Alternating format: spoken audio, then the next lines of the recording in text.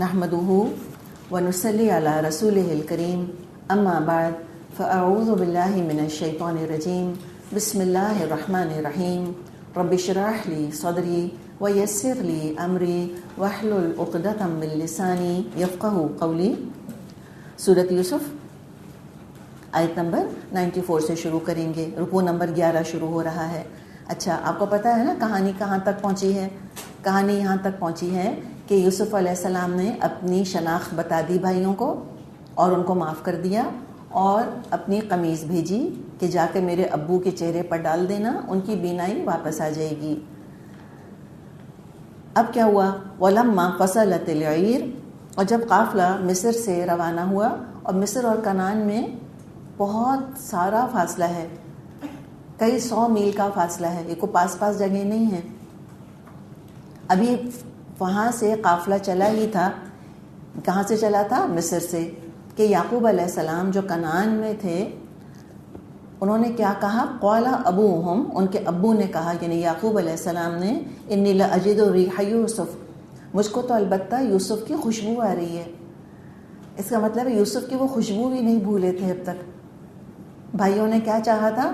کسی طرح سے بس بالکل ہی ہمارے ابو بھلا دیں یوسف کو۔ ہم کہتے ہیں نا آنکھ اوجل پہاڑ اوجل، لیکن بعض دفعہ ڈسٹینس میکس دا ہارٹس گرو فانڈر، اور زیادہ انسان کو یاد آتی ہے جو کہ سامنے نظر نہیں آ رہا ہوتا۔ تو بھائیوں نے چال چلی تھی، کچھ فائدہ حاصل نہیں ہوا ان کو۔ اس سے ہمیں بہت بڑا سبق ملنا چاہیے کہ حرام طریقے اختیار کر کے انسان کبھی بھی فائدہ حاصل نہیں کر سکتا، تو جائے نہ اس طرف، دھیان ہی نہیں جانا چاہیے اس طرف۔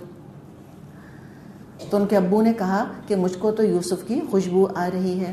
اور یہ بھی آپ دیکھیں کہ جب یوسف علیہ السلام کنویں میں پڑے ہوئے تھے چند میل کے فاصلے پہ، تو کیوں نہ خوشبو آ گئی، اور اب وہ اتنی دور ہیں، تقریباً 1000 میل کے فاصلے سے، ابھی خالی قمیض چلنی شروع ہوئی ہے ان کی، اور یہاں یہ کہہ رہے ہیں کہ مجھ کو خوشبو آ گئی۔ تب یہ معاملات، یہ انبیاء کے معاملات ہیں۔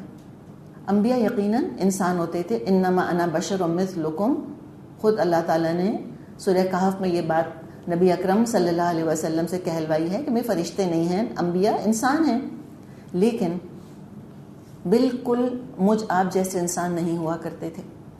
کچھ ان کی فیکلٹیز ہوا کرتی تھیں جو عام انسانوں کے پاس نہیں ہوتی تھیں، تو بالکل اپنے جیسا نہ سمجھ بیٹھیں کہیں ان کو۔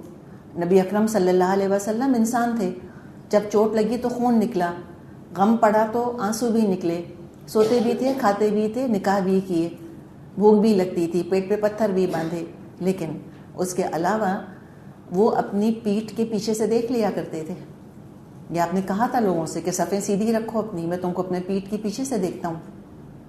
اسی طرح آپ سوتے تھے، آنکھیں سوتی تھیں، لیکن دل نہیں سوتا تھا آپ کا، آپ صلی اللہ علیہ وسلم کا دل نہیں سوتا تھا۔ تو یہ انبیاء کا بڑا خصوصی معاملہ ہوتا ہے، اللہ تعالیٰ کچھ ایسی صلاحیتیں ان کو دیتا ہے جو عام انسانوں کو نہیں ملی ہوتی۔ تو یعقوب علیہ السلام کا یہ خاص اپنا معاملہ ہے، اور یہ بھی ہمیں پتہ ہے کہ جو صلاحیتیں ایکسٹرا ان کے پاس ہوتی تھیں، کوئی ان کا اپنا کریڈٹ نہیں ہوتا تھا، یہ اللہ نے ان کو وہ صلاحیتیں دی ہوتی تھیں، عالم الغیب نہیں ہوتے تھے، ورنہ تو ان کو پہلے خوشبو آ جانی چاہیے تھی۔ نہیں، جو علم جس وقت جتنا اللہ دینا چاہتا تھا اتنا ہی ملتا تھا۔ تو اب یہ خوش ہو گئے، ایک دم ان کو خوشبو آئی۔ دیکھیں پازیٹیو رہے تھے نا، مسلسل پازیٹیو رہے تھے، آخری وقت تک کہا تھا کہ لا تیأسوا من روح اللہ، اے میرے بیٹو اللہ کی رحمت سے مایوس مت ہونا۔ تو اللہ تعالیٰ نے ان کی امیدیں پوری کریں، لیکن ظاہر ہے بوڑھے تھے، کمزور تھے، اور بیٹے کہاں تھے اس وقت؟ بیٹے تو ابھی قافلے کے اندر تھے، وہ تو قمیض لے کر آ رہے تھے، اور یہ اپنے گھر میں تھے، یعنی بیٹوں کے خاندان کے ساتھ، ہم کے پوتے پوتیاں اور بہویں یہی گھر میں تھیں، تھے بڑے کمزور، بولتے ہوئے ڈرتے تھے کہ کچھ کہوں گا تو کہیں ایسا نہ ہو کہ ریئیکشن ہو۔ 8-10 دن کی مسافت پر کنعان تھا، اس کے باوجود خوشبو آ گئی، تو خوشی اتنی تھی کہ قابو بھی نہ رکھ سکے، ڈر بھی رہے تھے بولتے ہوئے، لیکن بول بھی پڑے، کہنے لگے لاجد ریح یوسف، مجھ کو یوسف کی خوشبو آ رہی ہے، لولا ان تفندون، لولا ان تفندون، کہ کہیں تم مجھ کو یہ نہ کہو کہ میں بڑھاپے کی وجہ سے سٹھیا گیا ہوں۔ اب یہ بھی بڑا انسان کا دل جو ہے وہ دکھتا ہے، لیکن یہ حقیقت بھی ہے کہ بعض دفعہ جب اس طرح گھر کے اندر بزرگ ہوتے ہیں تو ان کی باتوں پہ لوگ ہنستے زیادہ ہیں، اعتبار ہی نہیں کرتے ان کی باتوں پہ، ان کا بڑھاپا دیکھ کر۔ اب اگر واقعی کوئی دماغی توازن اگر اپنی جگہ ٹھیک نہیں ہے وہ اور کہانی ہے۔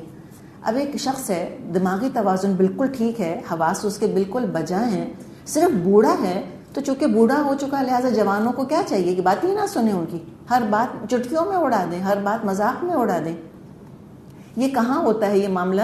یہ معاملہ وہاں ہوتا ہے جب لوگوں کو یہ فیل ہو کہ ہمیں ان کی ضرورت نہیں ہے، we don't need them, they need us. تو پرانے زمانے میں آخر بزرگوں کی عزت کیوں ہوا کرتی تھی؟ کہاں بزرگوں کی عزت ہوتی تھی؟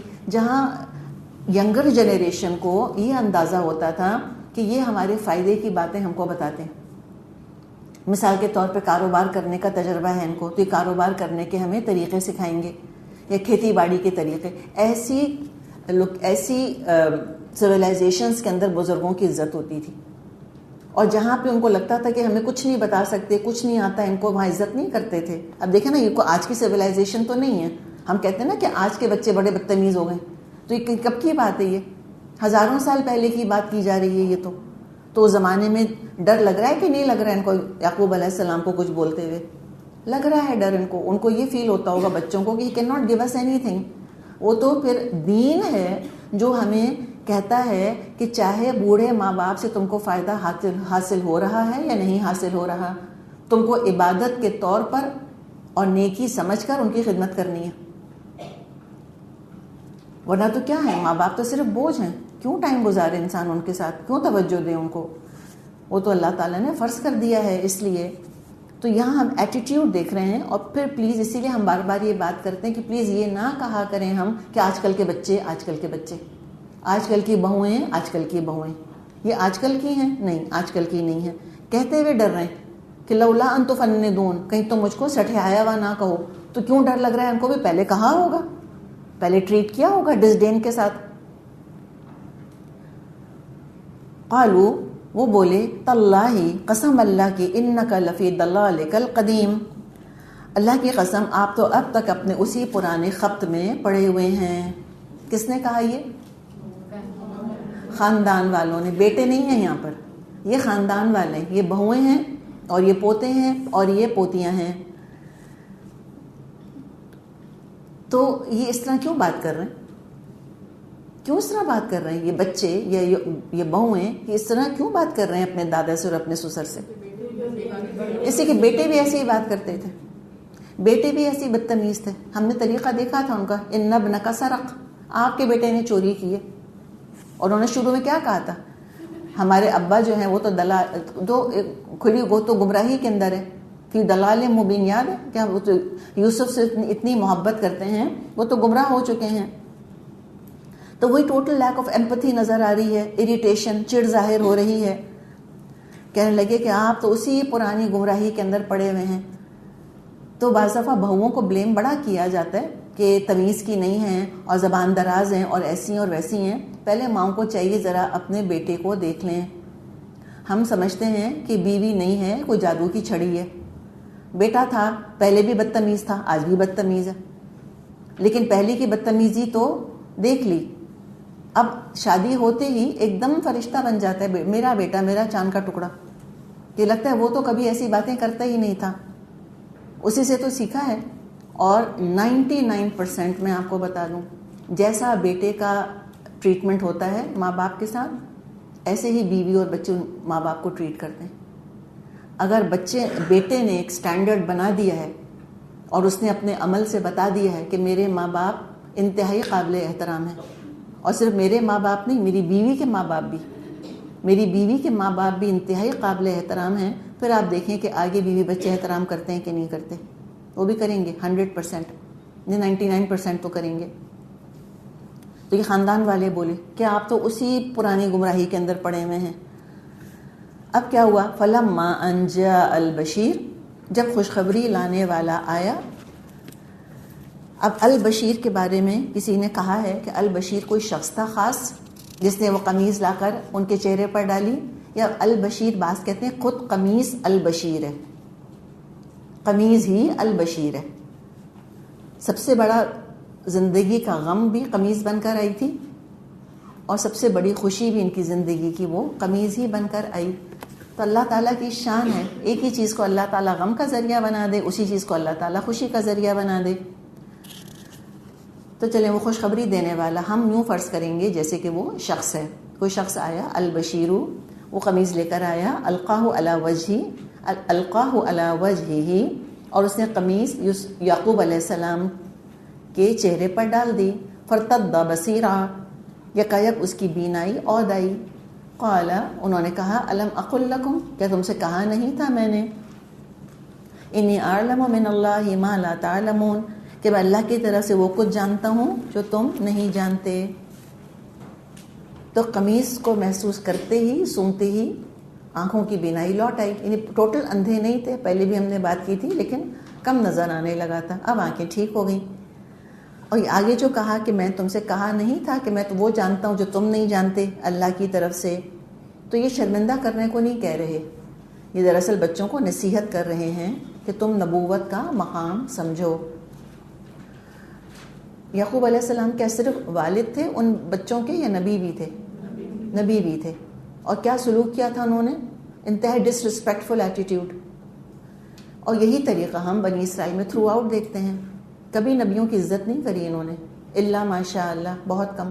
ہمیشہ نبیوں کو برا بھلا کہا، ہمیشہ لڑے جھگڑے ان سے، ہمیشہ ان کی بے عزتی کری. اور آج تک ان کی اپنی کتابوں کے اندر جو تحریفات موجود ہیں اس میں نبیوں کے متعلق انتہائی شرمناک انہوں نے باتیں لکھی ہوئی ہیں. تو ایک نبی کی حیثیت سے بھی عزت نہیں کری کبھی انہوں نے، نہ کبھی والد کی حیثیت سے یعقوب علیہ السلام کی کری. اچھا، اب قمیص آ گئی، قمیص کے ساتھ اور کون آ گئے؟ سارے بیٹے بھی آ گئے. اب کہنے لگے، قالوا، بولے، یا ابانا، اے ہمارے والد، استغفر لنا ذنوبنا انا کنا خاطئین، ابا جان آپ ہمارے گناہوں کی بخشش کے لیے دعا کیجئے، واقعی ہم خطا کار تھے. سب نے معافی مانگ لی. اتنے سالوں کی بدسلوکی کو درگزر کر دیجئے. کیا ان کا موٹو تھا؟ چلیں اچھا گمان اگر ہم کریں گے، ہم کہیں گے کہ ان کو پچھتاوا ہوا، اور یہ رویے سے یہ ہم کو تھوڑی تھوڑی جھلک ملتی رہی کہ وہ اپنی ضمیر کی چبھن سے پریشان تو رہے تھے جو یوسف کے ساتھ انہوں نے معاملہ کیا تھا. تو اچھا گمان کریں گے تو یہ کہیں گے. اور ریئلسٹکلی اگر ہم بات کریں گے تو ہم کہیں گے کہ یہ دراصل یوسف جو عزیز مصر ہیں، یہ ان کے والد کے آگے جھک رہے ہیں، اپنے والد کی حیثیت سے نہیں. لیکن چونکہ اب والد کے پیچھے یوسف علیہ السلام کھڑے ہو گئے ہیں، اور یوسف علیہ السلام بھی نبی یا بھائی کی حیثیت سے نہیں بلکہ دنیا کی با اقتدار ہستی کی حیثیت سے، تو لہٰذا انہوں نے اقتدار کی عزت کی ہے، طاقت کی عزت کی ہے. یہ ہمیشہ طاقت کی زبان سمجھے ہیں. واللہ عالم. پھر آگے ہم دونوں آپشنز ڈسکس کر کے ہم اللہ کے اوپر چھوڑتے ہیں. تو بہرحال انہوں نے معافی مانگی کہ اور کہا کہ آپ یقیناً خطا ہم ہی نے کری تھی، قصوروار ہم ہی تھے. اور یہ مخطئ نہیں کہہ رہے بلکہ خاطئ کہہ رہے ہیں، خاطئین، جان بوجھ کے ہم نے یہ غلطی کی تھی. وی ایکسیپٹ دا بلیم. تو جب یوسف علیہ السلام سے کہا تھا انہوں نے یہ، تو یوسف علیہ السلام نے تو فوراً معاف کر دیا تھا. اب اس کے مقابلے میں یہ ابو کا رویہ دیکھیں. قال، یعقوب علیہ السلام نے کہا، سوف استغفر لکم ربی، ان قریب میں اپنے رب سے تمہارے لیے استغفار کروں گا. انہ هو الغفور الرحیم، یقیناً وہی معاف کرنے والا، رحم فرمانے والا ہے. تب سوال یہ اٹھاتے ہیں مفسرین کہ یعقوب علیہ السلام نے بھی فوراً کیوں نہیں معاف کر دیا کہ ہاں ٹھیک ہے میں تمہیں معاف کرتا ہوں. اس کے وہ کئی جواب دیتے ہیں. ایک تو بالکل نیچرل جواب ہے. دیکھیں یوسف علیہ السلام اور یعقوب علیہ السلام کے حالات میں کوئی ڈفرنس تھا نا. یوسف علیہ السلام تو بھائیوں سے دور ہو گئے تھے. وہ ون ٹائم جو معاملہ اینڈ ہو گیا تھا کنویں کے اندر، اس کے بعد تو یوسف علیہ السلام کا پالا نہیں پڑا ان سے، وہ اور ان کو تکلیف نہیں پہنچا سکے تھے، بدسلوکی نہیں کر سکے تھے. دوسرے یہ کہ یوسف علیہ السلام نے بڑی خوشیاں بھی دیکھ لی تھیں، بڑی عزت دیکھ لی تھی، بڑا عروج دیکھ لیا تھا. اور جب انسان کسی کی بدسلوکی کے بعد اور بہت سارا خیر پا لیتا ہے تو خیر اور خوشیاں اور نعمتیں بھی دل نرم کر دیتی ہیں اور اس غم پہ مرہم رکھ دیتی ہیں. یہ ان کا معاملہ تھا. یعقوب علیہ السلام کا معاملہ بالکل ڈیفرنٹ تھا. وہ اب تک وکٹم بنے ہوئے تھے، اب تک بیٹوں کی بدسلوکی برداشت کر رہے تھے. ان کے حالات بہتر نہیں ہوئے تھے، کوئی خاص کامیابی، کوئی خاص خوشی زندگی میں نہیں آئی تھی، تو دل بہت دکھا ہوا تھا ان کا، زخم ان کا بڑا ابھی ہرا تھا. اور پہلے تو بیٹے تھے، اب ساتھ میں ان کے بچے، ان کی بیویاں بھی شامل ہو گئی تھی بدتمیزی کرنے میں، زبانیں چلانے میں. تو چونکہ تکلیف بہت اٹھائی تھی تو لہٰذا ابھی ان کا دل نہیں مان رہا تھا کہ ایک دم اپنے بچوں کو معاف کر دیں. ناراضگی زیادہ تھی ان کی. ایک اور وجہ یہ بتائی جاتی ہے کہ انہوں نے فوراً کیوں نہیں معاف کیا. اس لیے معاف نہیں کیا کہ اصل تو مجرم تھے یہ یوسف کے تھے، اصل تو بدسلوکی یوسف سے کی تھی. تو یہ پہلے پتہ کرنا چاہ رہے تھے کہ یوسف نے معاف کر دیا کہ نہیں کر دیا، تو میں کیسے یوسف کے بہاف پہ ان کو معاف کروں. تو یہ کچھ مختلف وجوہات بتائی جاتی ہیں، اور ایک بڑی آئیڈیل وجہ بتائی جاتی ہے، ہم کہتے ہیں نا کلاسک، بالکل ٹیکسٹ بک وجہ بتائی جاتی ہے، جو بہت اچھا گمان کرنے والے ہیں شاید جنہوں نے حقیقی زندگی نہیں گزاری. وہ یہ کہتے ہیں کہ یعقوب علیہ السلام نے کہا کہ تہجد کے وقت جب کہ قبولیت کا وقت ہوگا، دعا کی قبولیت کا، تب تمہارے لیے مغفرت مانگوں گا. خیر بہرحال ممکن ہے، یہ بھی ہو سکتا ہے، واللہ عالم، اللہ بہتر جانتا ہے. اب پھر یہاں پر اللہ تعالیٰ نیا منظر ہمیں بتا رہا ہے. اب کیا ہوا، ان بٹوین یہ سمجھ لیں کہ اب جب وہ قمیض لے کر آئے تھے تو کیا کہا تھا یوسف علیہ السلام نے کہ میرے ابو کے چہرے پر ڈالو، وہ دیکھنے والے ہو جائیں گے. اور کیا کہا تھا، اپنے سارے خاندان والوں کو تم لے آؤ میرے پاس، یہاں پر سب امن سے یہاں رہیں گے. تو جب سارے خاندان والوں کو لانا تھا، اور تعداد میں اچھے خاصے تھے، 100+ تو ہوں گے، تو ان کے لیے سواریاں چاہیے تھیں کہ نہیں چاہیے تھیں؟ ان بھائیوں کے پاس تھا. یہ تو بدعاتیں مزجاتیں تو لے کر گئے تھے، ان کے پاس اپنی سواری کے اونٹ ہوتے، کوئی سامان ہوتا تو وہ نہ لے جاتے. دے ہیڈ نتھنگ، بالکل غریب تھے ہو چکے تھے یہ سارے، پہلے بہت پیسے والے نہیں تھے، اب تو قحط کی وجہ سے کچھ بھی نہ تھا. تو آبویسلی پھر یوسف علیہ السلام نے شاہی سواریاں بھیجی ہوں گی کہ ان پر سوار کروا کے تم لے کر آنا. اور شاہی سواریاں کیسی ہوں گی؟ سیدھے سادے اونٹ تو نہیں ہوں گے، سیدھے سادے گھوڑے تو نہیں ہوں گے. تو وہ جو ایک شاہانہ انداز ہوتا ہے، وہ پوری شاہانہ شان کے ساتھ، پورے کر و فر کے ساتھ وہ سواریاں آئی ہوں گی، دروازے کے باہر ہوں گی، گارڈز ان کے ہوں گے. اپنا امیجنیشن استعمال کر لینا آپ، کیا یونیفارم گارڈز ہوں گے، کیا ان کے چمکتے یونیفارم ہوں گے، ان کے ہتھیار ہوں گے، اس شان بان کے ساتھ پھر وہ سارے وہاں پر تھے. پھر وہ سب اس میں سوار ہوئے ہوں گے، سارا اپنا ریپ اپ کیا ہوگا، جو بھی چھوٹا موٹا ان کا گھر تھا، وہ کیا سامان تھا، ہارڈلی اینی تھنگ. اور پھر کنعان سے نکل کر، جیسے ہم نے لاسٹ ٹائم بھی بات کی تھی، اب 1 وے ٹکٹ پر یہ مصر جا رہے ہیں. اب اگلے 300-500 سال، جو بھی روایت ہم صحیح سمجھیں، 250 سال سے لے کے 500 سال تک کا ہم کو ٹائم پیریڈ ملتا ہے. اب یہ مصر ہی میں رہیں گے، وہاں سے کہیں سے نکلنے والے نہیں. اب یہ فائنلی کب نکلیں گے مصر سے؟ موسیٰ علیہ السلام کے ساتھ ایگزوڈس جب ہوگا، جب موسیٰ علیہ السلام نکالیں گے وہاں سے، پھر وہ دریا پار کرائیں گے، سمندر پار کرا کے پھر ان کو آگے لے کر جائیں گے، تب یہ نکلیں گے.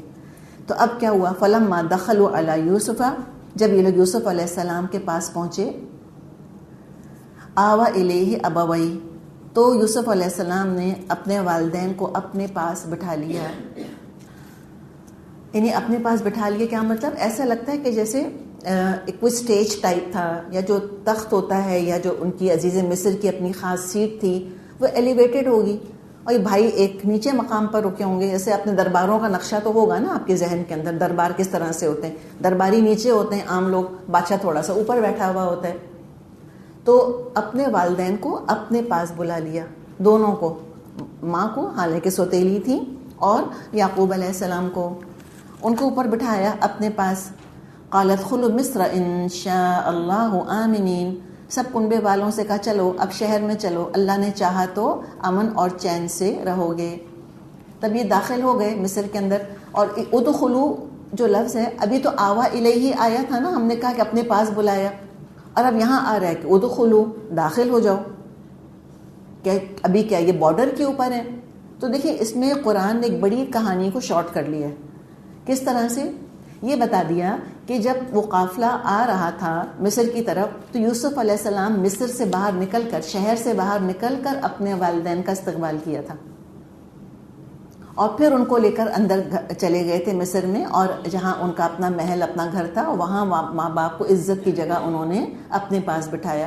اتنی بڑی کہانی کو ایک جملے کے اندر اللہ تعالیٰ نے سمیٹ دیا اور کہا سب سے کہ تم سب مصر میں اب داخل ہو رہے ہو اور اطمینان کے ساتھ اور امن کے ساتھ تم یہاں رہنا. خوشخبری سنا دی تم کو، خوف سے اور غربت سے اور دشمن سے اور فقر اور فاقے سے، سب سے تم کو نجات مل گئی ہے. No worries now, be happy.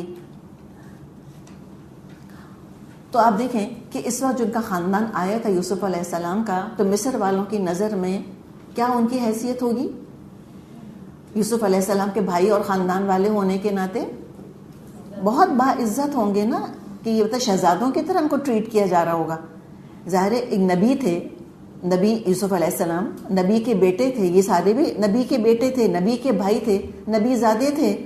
اور پھر یوسف علیہ السلام کا جو مقام تھا دنیاوی طور پہ، یعنی بالکل شاہانہ ان کا مقام تھا، تو شہزادوں کی طرح تھے، تو نبی زادے بھی اور شہزادے بھی. تو ان کے لیے مصر کا جو زرخیز ترین علاقہ تھا، جشن کا علاقہ، جیم شین نون، جشن، تو جشن کا علاقہ ان کو دیا گیا تھا جہاں پہ نائل ڈیلٹا موجود ہے. اگر پتہ ہو آپ کو، جو ڈیلٹا ہوتا ہے وہ زرخیز ترین زمین ہوتی ہے، ڈیلٹا کی زمین، وہ زمین ان کو دی گئی تھی. اور پھر یہ اگلے کئی سال یہ وہاں پر عیش اور عشرت میں رہے، بہت عزت کے ساتھ رہے. تو پھر بتائیں کہ ڈاؤن فال کیوں ہوا ہوگا؟ ہم تو جب پڑھتے ہیں قرآن میں فرعون کا قصہ پڑھتے ہیں، اس وقت تو یہ غلام تھے، تو یہ کیوں ہوا ہوگا؟ نمبر 2، 2 ریزنز تھے. ایک ریزن یہ تھا کہ بادشاہت چینج ہو گئی. ابھی تو ہکساس کنگز تھے نا، جو عربیوں نسل تھے، عرب اوریجن کے تھے، یہ ان کا تختہ الٹ دیا گیا اور sons of the soil power میں آ گئے، فراعنہ، فیروز. اور جب اس طرح تختہ الٹا جاتا ہے تو پھر ہوتا کیا ہے؟ جو پچھلے بادشاہ کے مصاحب ہوتے ہیں ان پہ عتاب نازل ہوتا ہے. یہ تو ہوتا ہی ہے نا، یہ طریقہ ہی ہے دنیا کا. دوسرے یہ چلے، ایک تو یہ پولیٹیکل ریزن ہم نے دیکھا، اور اس کے علاوہ بھی ریزن ہوگا. دیکھیے مصر والوں نے ان کو بہت عزت دی تھی، بڑا مقام دیا تھا، تو کیا سوچا ہوگا مصر والوں نے کہ ان کا کردار، ان کا اخلاق ایسا ہی ہوگا. لیکن ایسا لگتا ہے کہ نہیں تھا. یہ لوگوں کے دلوں میں گھر نہیں کر سکے، یہ لوگوں کو اپنے اخلاق سے نہیں جیت سکے. They must have thrown their weight around. انہوں نے بھی ایک غرور کا اور تکبر کا مظاہرہ کیا ہوگا، تو لوگوں کو بھی جیسے موقع ملا تو انہوں نے بھی پھر ان کو نیچے گرا دیا. اور پھر یہ محلوں سے نکل کر اور زرخیز ترین علاقوں سے نکل کر اور ان کو گیٹوز کے اندر ڈال دیا گیا تھا. بنی اسرائیل کی بستیاں ہی الگ تھیں اور فراعنہ کی بستیاں ہی الگ تھیں. یہ بھی پتہ چلتا ہے ہم کو کہ انہوں نے زیادہ لوگوں کو کنورٹ کرنے کی کوشش بھی نہیں کی ہوگی، تبلیغ نہیں کری، اور وہ گھوم پھر کے انہی کے اوپر آیا. بالکل جیسے ہندوستان میں مسلمانوں کا معاملہ رہا، سینکڑوں سال مسلمانوں نے رول کیا انڈیا کو اور نام تک نہیں بدل سکے اس کا. لوگوں کو کیا بدلتے؟ اور دیکھیں وہ سارا ان کا کیا دھرا، جو انہوں نے ہندو عورتوں سے شادیاں بھی کر لیں اور ان کے تیجے اور مہندیاں اور ان کے جہیز بھی لے لیے اور سارا کچھ ان کا رسموں کا معاملہ اڈاپٹ کر لیا اور حال حلیے میں بھی ان جیسے بن گئے. اب کیا ہو رہا ہے انڈیا کے مسلمانوں کے ساتھ؟ بھگتنا پڑ رہا ہے نا ان کو لوٹ پلٹ کے. تو پچھلی نسلیں مسئلے کرتی ہیں اور اگلی نسلیں بھگتتی ہیں پھر اس کو. اچھائیاں بھی چلتی ہیں، برائیاں بھی. اگر کس کے مسلمانوں نے تبلیغ کری ہوتی اور وہ پیسہ جو انہوں نے، اب مجھے زیادہ کچھ کہنے کا دل نہیں چاہ رہا ان کی عمارتوں کے بارے میں، جو کچھ انہوں نے یہ کنسٹرکشنز کیے تھے، بادشاہ کی آنکھ سے نکلے ہوئے آنسو تاج محل کی شکل میں بنانے کے بجائے اگر وہ یہ پیسہ کس کے تبلیغ کے اوپر خرچ کر دیتے تو آج انڈیا کے مسلمان چین سے رہتے کہ نہ رہتے؟ کوئی ضرورت پیش آتی کہ ہم اپنا الگ ایک ملک لیتے مسلمان؟ نہیں ضرورت پیش آتی. تو آپ یہ دیکھیں ہسٹری ہمیں کیسے جج کرے گی ہمیں نہیں پتا. آج ہم سمجھتے ہیں نا کہ میں نے کام کیا یا نہیں کیا، دین کا کیا فرق پڑتا ہے. اتنا آسان معاملہ نہیں ہے. 100 سال کے بعد آنے والے لوگ آپ کو کس کیٹیگری میں ڈالیں گے یہ سوچ لیں ذرا. کہ ان کو موقع ملا تھا اس زمانے میں تو اجازت تھی دین کا علم حاصل کرنے کی. کیا کرتی رہی تھیں یہ عورتیں؟ بس خالی کھانے پکانے، حلوے پکانے، بس خالی گھروں میں بیٹھنے، بس بچوں کے ہوم ورک کی فکر ہے، صرف یہ نہیں کرنے دیتا وہ نہیں کرنے دیتا، خالی یہی فکریں رہ گئی ہیں. کوئی ہمت نہیں ہے، کوئی کردار نہیں، کوئی ذمہ داری نہیں ہے کہ میرے آپ کے اوپر کہ ہم دین کا کام کریں.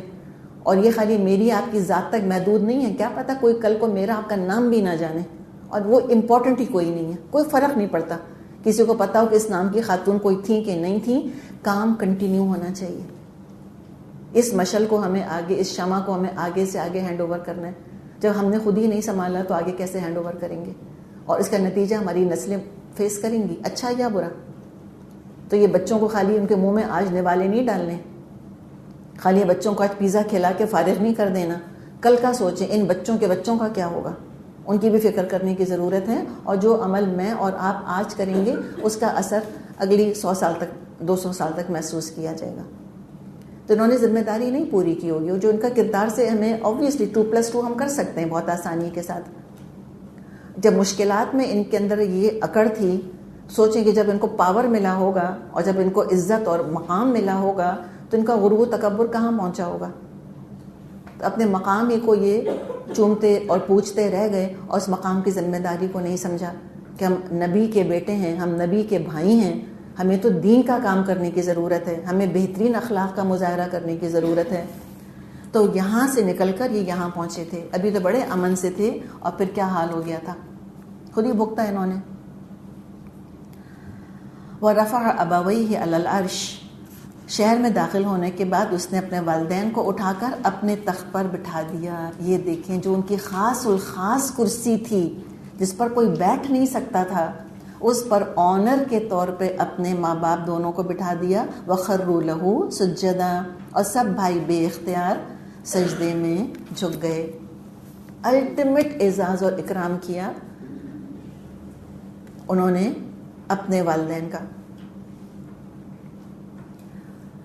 تو اس میں جو سبق ہمیں ملتا ہے دیکھیں وہ یہ ہے کہ جس طرح یوسف علیہ السلام نے حفاظت کی خاطر یعنی کہ بتا دی کہ اب یہ بھائی کچھ نقصان نہیں پہنچا سکیں گے آپ کو، جس محبت جس عزت کا معاملہ کیا، تخت پر بٹھایا، تو کہنا کیا چاہ رہے ہیں کہ ٹھیک ہے میں مصر میں اعلیٰ ترین عہدے پر تو ہوں، لیکن اس آنر میں اے والدین آپ کا بھی حصہ ہے، امی ابو آپ کا بھی حصہ ہے.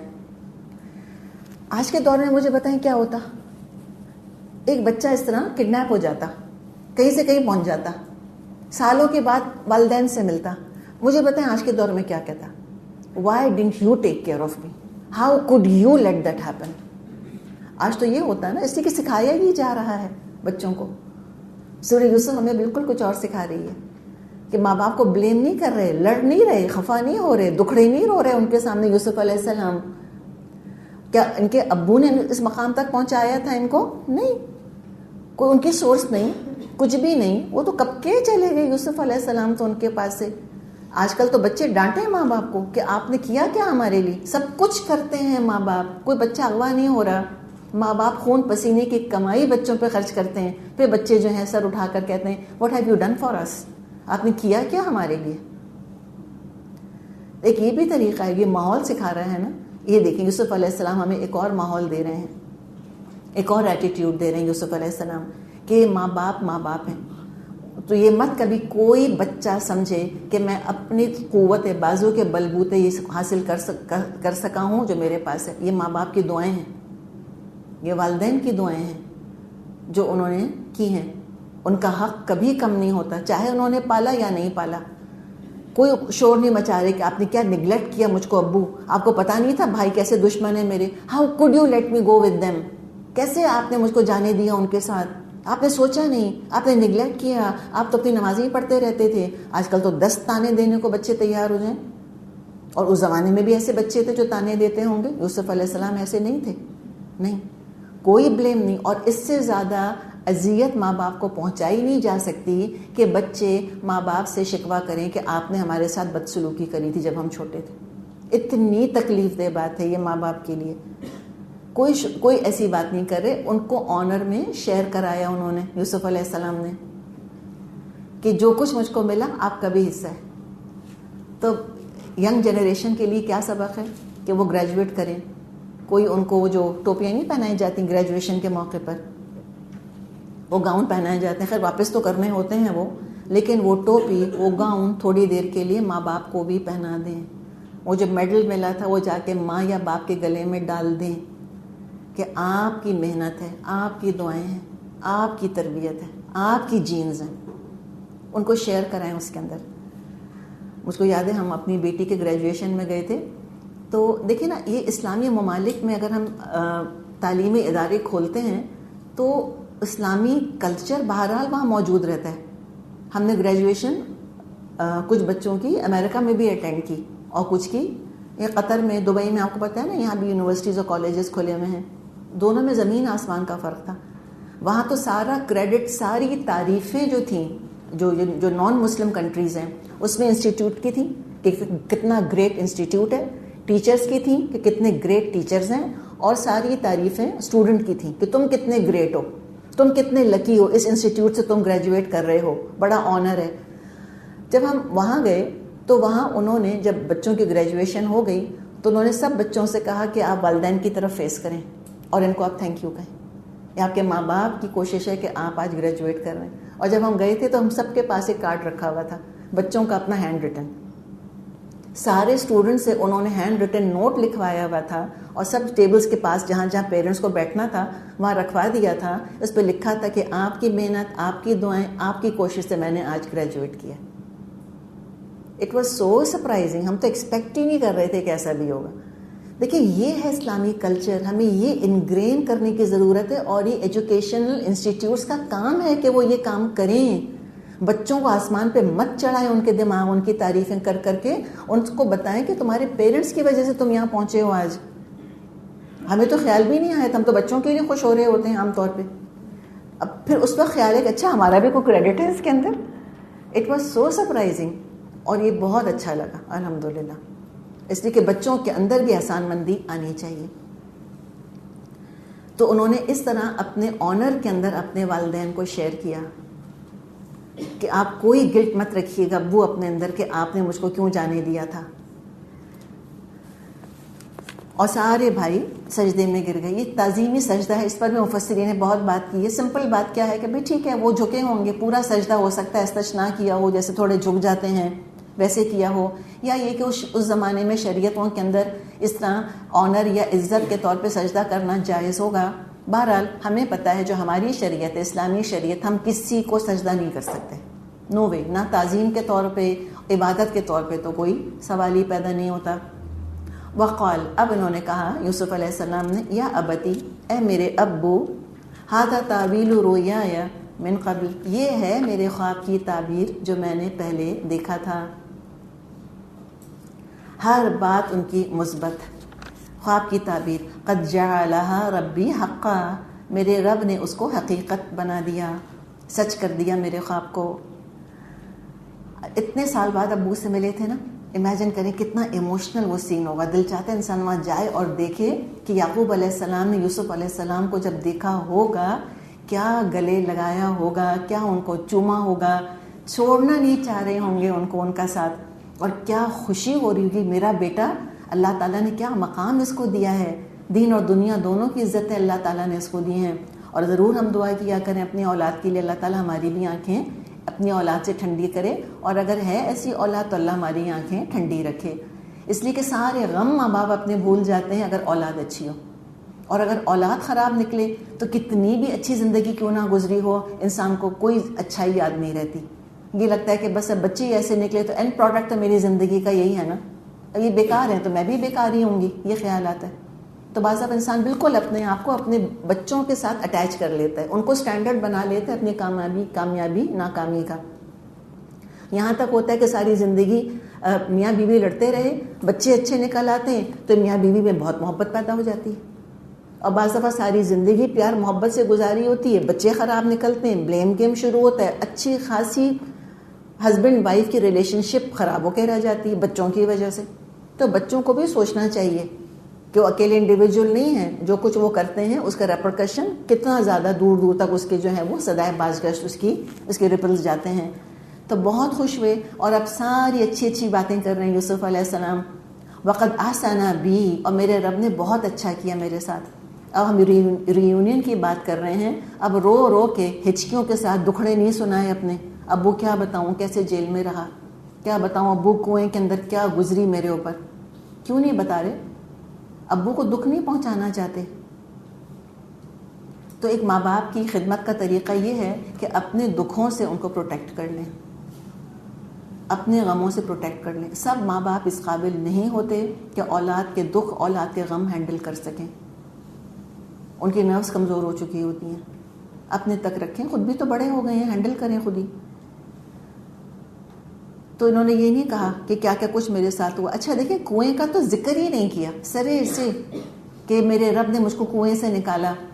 ابھی تک بھی نہیں بتا رہے کہ بھائیوں نے کیا کیا تھا. It is still a secret and it remained a secret. And تک نہیں پتا چلا یعقوب علیہ السلام کو کہ بھائیوں نے کیا کیا تھا ان کے ساتھ. کیوں؟ اس لیے کہ یعقوب علیہ السلام کو تو پتہ ہی نہیں تھا. یوسف علیہ السلام نے کیا کہا تھا بھائیوں سے؟ لا تثریب علیکم اليوم، آج تم پہ کوئی الزام نہیں. تو اب وہ نہیں چاہتے کہ اب وہ ماضی کو اٹھائیں. ہم معاف کر دیتے ہیں لیکن بھولتے نہیں، نہ بھولتے ہیں اور نہ اگلے کو بھولنے دیتے ہیں. کہتے ہیں معاف تو کر دیا لیکن یاد رکھنا تم نے کیا کیا تھا میرے ساتھ. یہ کون سا معاف کرنا ہوا؟ جب معاف کر دیا اور کسی نے معافی مانگ لی، قصہ ختم کریں. بھائیوں نے معافی مانگ لی تھی، تو جب معافی مانگ لی، کتنا بھی بڑا ظلم کیوں نہ کیا ہو، یا تو معاف نہ کریں، پھر کہہ دیں میں نہیں معاف کرتی. تو یاد رکھیں اللہ بھی معاف نہیں کرے گا پھر. لیکن جب کہہ دیا میں نے معاف کر دیا، دوبارہ ذکر نہیں کریں اس چیز کا. اور بعض دفعہ اتنی شدید تکلیف دہ باتیں لوگ کرتے ہیں اور بعد میں سوری کہہ دیتے ہیں. تکلیف نہیں بھولتا نا انسان، لیکن آپ ان کو یاد نہیں دلا سکتے دوبارہ کہ آپ نے وہ کام کیا تھا، اس لیے کہ آپ نے سوری ان کی قبول کر لی ہے. تو be true to your word. تو لہٰذا ذکر ہی نہیں کنویں کا، تو وہ ان کے سینوں میں وہ راز دفن رہا اور انہی کے ساتھ وہ دنیا سے چلا گیا. وہ تو اللہ نے بتایا ہم کو اتنے سالوں کے بعد کہ یہ معاملہ ہوا تھا. اب ذکر سجن کا کر رہے ہیں، جیل کا، کہ میرے رب نے مجھ کو کیا کیا. وقد احسن بی، اور میرے رب نے بڑا احسان کیا. اذ اخرجنی من السجن، جب اس نے مجھ کو جیل سے نکالا. اس عورت کا ذکر کیوں نہیں کر رہے کہ اس عورت کی وجہ سے میں پڑا تھا؟ بتائیں ذرا. اس عورت نے بھی تو معافی مانگ لی تھی نا، قصور کا اعتراف کر لیا تھا اور انڈرسٹوڈ ہے کہ یوسف علیہ السلام نے معاف کر دیا تھا. تو مومن پردہ رکھتا ہے. کیسے پردہ رکھ لیا انہوں نے اس کا. اور جو دنیا میں دوسروں کا پردہ رکھے گا، قیامت کے دن اللہ اس کے خطاؤں کا پردہ رکھے گا. تو لوگوں کے قصور ڈھانک لیا کریں، مت ڈسکس کریں، نہیں بتائیں کسی کو کسی نے کیا کیا میرے ساتھ. وَجَاءَ بِكُم مِّنَ الْبَدْوِ مِن بَعْدِ أَن نَّزَغَ الشَّيْطَانُ بَيْنِي وَبَيْنَ إِخْوَتِي إِنَّ رَبِّي لَطِيفٌ لِّمَا يَشَاءُ إِنَّهُ هُوَ الْعَلِيمُ الْحَكِيمُ. اور آپ لوگوں کو صحرا سے لا کر مجھ سے ملایا، حالانکہ شیطان میرے اور میرے بھائیوں کے درمیان فساد ڈال چکا تھا. واقعہ یہ ہے میرا رب غیر محسوس تدبیروں سے اپنی مشیت پوری کرتا ہے، بے شک وہ علیم اور حکیم ہے. کہ ہر آزمائش نیا عروج لے کر آئی، ہر آزمائش. اور اللہ تعالیٰ آپ سب لوگوں کو دیہات سے لے کر آ گیا. شہر میں رہنا بہت بڑی نعمت ہے. گاؤں میں رہنے والے علم سے، ہنر سے دور رہتے ہیں، اور گاؤں کا رہنا طبیعتوں کو سخت کر دیتا ہے. ایکچولی پہلے ہمارا یہ خیال تھا گاؤں والے بڑے بھولے ہوتے ہیں. یہی خیال تھا نا کہ بڑے سیدھے سادے ہوتے ہیں، بڑے معصوم سے ہوتے ہیں، بڑے بھولے ہوتے ہیں. نہ سیدھے سادے ہوتے ہیں، نہ معصوم ہوتے ہیں، نہ بھولے ہوتے ہیں. اتنی سخت طبیعتیں ہوتی ہیں، اتنے سخت دل اور اتنے سخت ان کے مزاج ہوتے ہیں. اور یہ گاؤں میں رہنے کا ایک نیچرل رد عمل ہے جو کہ ہو جاتا ہے. خود آپ صلی اللہ علیہ وسلم نے فرمایا ہے من سکن البادیہ جفا، جو بادیہ میں رہائش رکھے گا وہ سخت دل ہو جائے گا. جو بادیہ میں رہائش رکھتے ہیں وہ سخت دل ہو جاتے ہیں، وہ سخت دل ہو جاتا ہے. تو لہٰذا یہ ایک مسئلہ ہے، اور ترمذی میں یہ حدیث موجود ہے. تو شہروں کا رہنا یہ انسان کے اندر نرمی پیدا کرتا ہے، سویلائز کر دیتا ہے انسانوں کو. مینرزم آ جاتے ہیں، ایٹیکیٹس آ جاتے ہیں انسان کو. اور دیکھیں وہ لڑائی کا معاملہ بھی کیا کہا، وہ تو شیطان نے کروا دیا تھا. بینی و بین اخوتی، میرے اور میرے بھائیوں کے درمیان. اور اللہ تعالیٰ تو کیسے کیسے اپنے کام کرتا ہے، کس کس طرح اللہ تعالیٰ ترکیبیں کرتا ہے. ہم تو کہہ دیتے ہیں کہ اتفاق سے ایسا ہو گیا، سب کچھ پیچھے جو ہے وہ اللہ کر رہا ہوتا ہے. اب یہ ہو گیا، اب لگتا ہے کہ الگ سے اپنے رب سے دعا کر رہے ہیں، جس رب نے یہ ساری نعمتیں دی. کہیں کریڈٹ نہیں لیا انہوں نے اپنے لیے. ربی، اے میرے رب، قد آتیتنی من الملک، اللہ تو نے مجھ کو دی بادشاہت، حکومت تو نے مجھے بخشی. وعلمتنی من تاویل الاحادیث، اور باتوں کی تہ تک مجھ کو پہنچنا سکھایا. تو حکومت اور حکمت دونوں تھیں ان کے پاس، اس سے زیادہ مبارک ساتھ اور کیا ہو سکتا ہے؟ دونوں بڑی نعمتیں ہیں. خوابوں کی تعبیر سکھائی، مقدموں کے فیصلے کرنے سکھائے، علم الوحی دیا اللہ تعالیٰ نے، فراست اللہ نے عطا کی، اپنی صلاحیتوں کو نکھارنے کے موقع اللہ نے عطا کیے.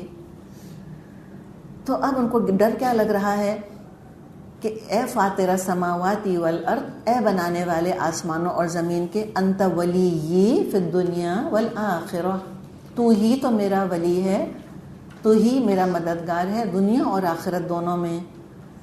کہیں ایسا نہ ہو اس حکومت میں الجھ کر میں آخرت کو بھول جاؤں، اللہ کہیں تجھ سے دور نہ ہو جاؤں. اللہ تو ہی ولی ہے تو کیا کر، توفنی مسلمن. ایک دعا ہے پوری مصر کی بادشاہت کے بے تاج بادشاہ ہونے کے باوجود کہ اللہ تو مجھ کو حالت اسلام میں فوت کر.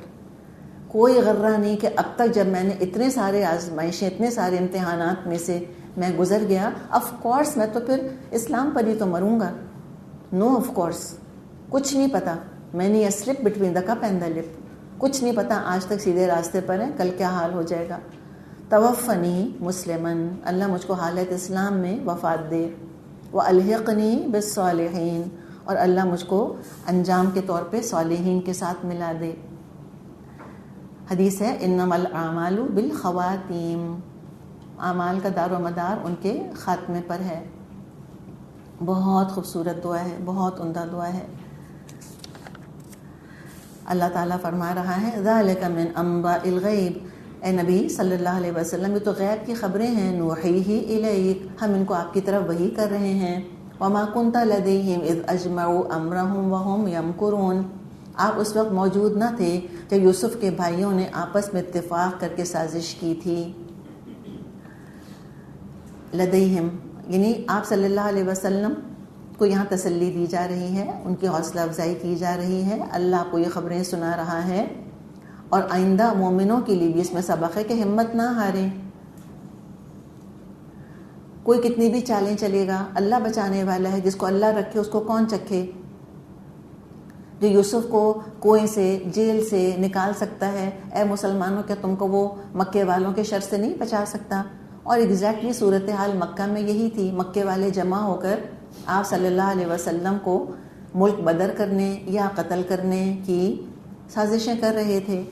اللہ کو سب پتہ ہے. وما اکثر الناس ولو حرصت بمؤمنین، مگر تم خواہ کتنا ہی چاہو ان میں سے اکثر لوگ مان کر دینے والے نہیں ہیں. یہ بھی حقیقت ہے. ہر مبلغ کو لمیٹیشنز کا پتہ ہونا چاہیے کہ اکثر لوگ بہرحال پکے مومن تو ہوں گے نہیں. جیسے یعقوب علیہ السلام کی اولاد میں سے ہم دیکھ رہے ہیں 12 بیٹوں میں سے مومن کتنے تھے؟ 2. 10 مسلم تھے، مومن نہیں تھے. تو جب یہ نبی کی اولاد کا یہ حال تھا تو باقی انسانوں کا پھر کیا کہنا. لیکن اتنا پتہ ہے ہمیں کہ نرم سلوک سے لوگ بہتر ہو جاتے ہیں. یعقوب علیہ السلام نے بہت سختی کی ہوتی تو یہ بیٹے پھر بھی مومن تو پھر بھی نہ بنتے. یہ امکان تھا کہ مسلم بھی نہ رہتے، دین سے چڑھ جاتے، منیمم لیول تک سے بھی نیچے گر جاتے. وہ زیادہ بڑا ڈیزاسٹر ہوتا. یعقوب علیہ السلام کے صبر اور حکمت کی وجہ سے کتنی آئندہ کی نسلیں جو ہیں وہ سنبھل گئیں. تو یہ بھی یاد رکھیں، میں اور آپ تبلیغ کرنا ہے، امید کے ساتھ کرنا ہے، لیکن ایکسپیکٹیشنز نہیں رکھنی زیادہ. دیکھیں ہوپ اور ایکسپیکٹیشن میں زمین آسمان کا فرق ہے. ہم دونوں کو مکس اپ کر دیتے ہیں. امید کے ساتھ کریں کہ ایک ایمان لائے گا. توقع یہ نہیں رکھیں کہ ایک ایمان لائے گا. ریئلسٹک ایکسپیکٹیشن رکھنی چاہیے. وما تسألهم علیہ من اجر ان ہوا الا ذکر للعالمین. حالانکہ آپ اس خدمت پر ان سے کوئی اجر نہیں مانگتے. یہ تو ایک نصیحت ہے جو دنیا والوں کے لیے عام ہے. یعنی اللہ تعالیٰ نے ان کی زبان میں، عربی زبان میں ٹرانسلیٹ کر کے قصہ آپ کو سنا دیا. اور اے نبی صلی اللہ علیہ وسلم، کوئی دنیا کی طاقت اس خوبصورتی سے یہ قصہ بیان نہیں کر سکتی تھی جیسے کہ اللہ نے یوسف علیہ السلام کا قصہ بیان کیا ہے. اور ساری دنیا جو ہے وہ اس سے سبق حاصل کرے. تو اللہ کرے کہ جو کچھ اسباق تھوڑے بہت ہم ڈسکس کر سکے ہیں اللہ تعالیٰ واقعی ان پر ہمیں عمل کرنے والا بنائے اور اس طرح کا اخلاق کردار ہم اختیار کر سکیں. چلیے اب آپ بریک لے لیں، پھر انشاءاللہ ہم آگے چلیں گے.